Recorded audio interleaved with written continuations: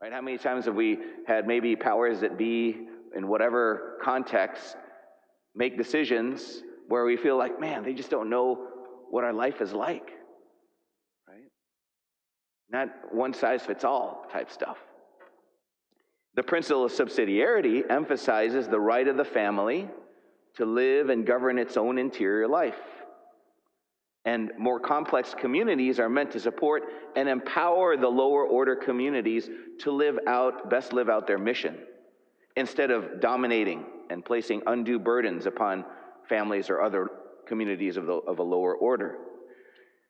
Given that all other things are equal, the people who know the local situation better will be able to make better decisions, better suited for that local situation, is a general principle of this principle of subsidiarity, general feature. So, for example, the Vatican should not interfere with the local affairs of the Diocese of Lansing unless you have, a heretical bishop or a renegade priest or a diocese that isn't doing its due diligence regarding the abuse crisis. The Vatican has more than enough troubles of its own, right, as you may have seen in the news. Thank goodness that Cardinal Becciu, I believe is his name, was stripped of his duties in the Secretariat of State and arrested for facilitating the embezzlement at the Vatican Bank. Right? So the principle of subsidiarity would say that given all things equal, instead of having our funds, as the Catholic Church here in Jackson, instead of having our funds concentrated and handled all the way out in Rome, the local parishes and the local dioceses would have better knowledge and better accountability of how these funds should be used to benefit the people of God and build up the kingdom of God. Having it all concentrated in one distant, far-removed place gives a much greater risk for abuse of power and lack of accountability.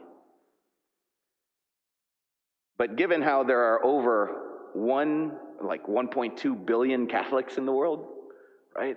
Amazing number of Catholics. Get this, the Vatican Bank really just has less than 10 billion in assets. Less than 10 billion. That's actually pretty good, right?